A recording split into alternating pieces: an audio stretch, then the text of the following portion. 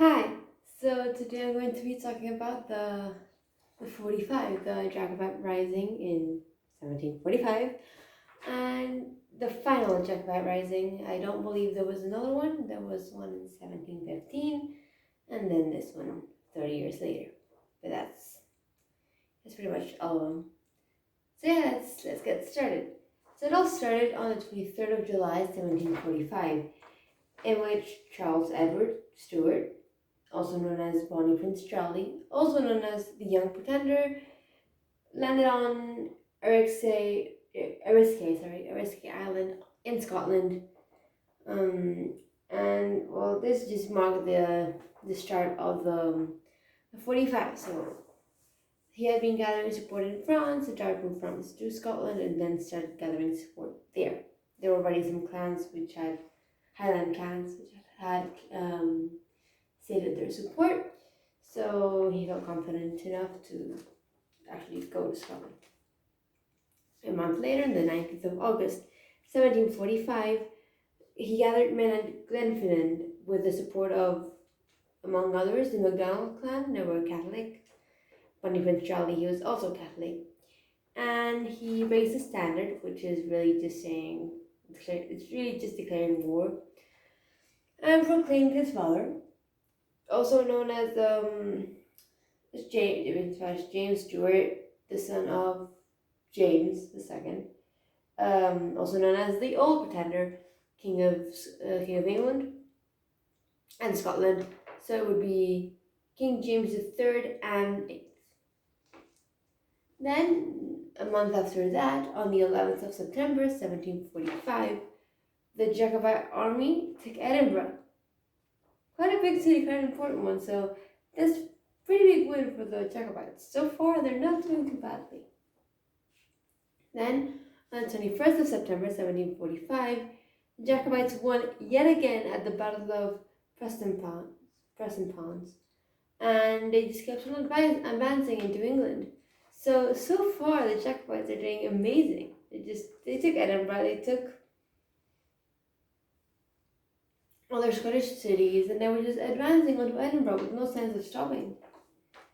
In November 1745, the city of Carlisle surrendered to the Jacobites, and here's the first.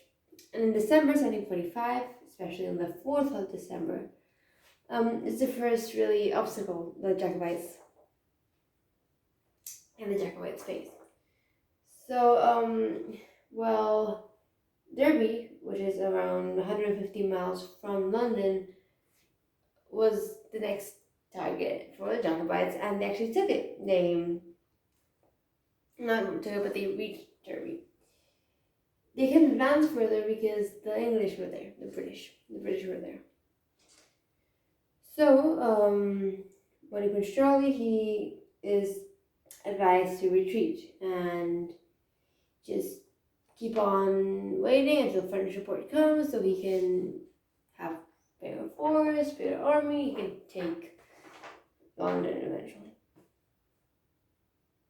And originally, Bonnie Prince Charlie, he just wanted to keep on going, but he was advised not to.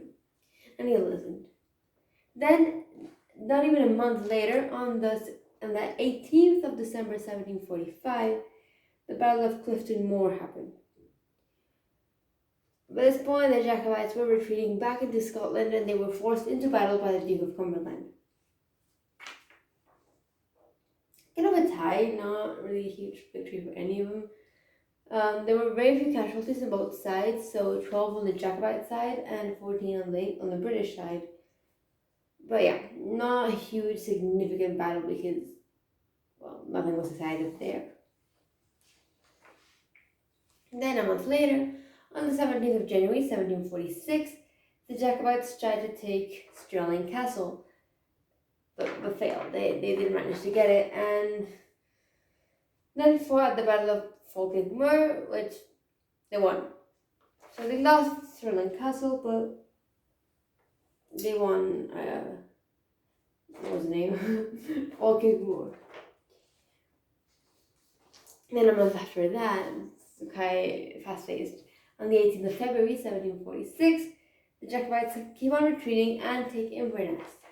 And they're still on the run from Cumberland, and Cumberland is approaching them quite fast with quite a big army and guns, cannons.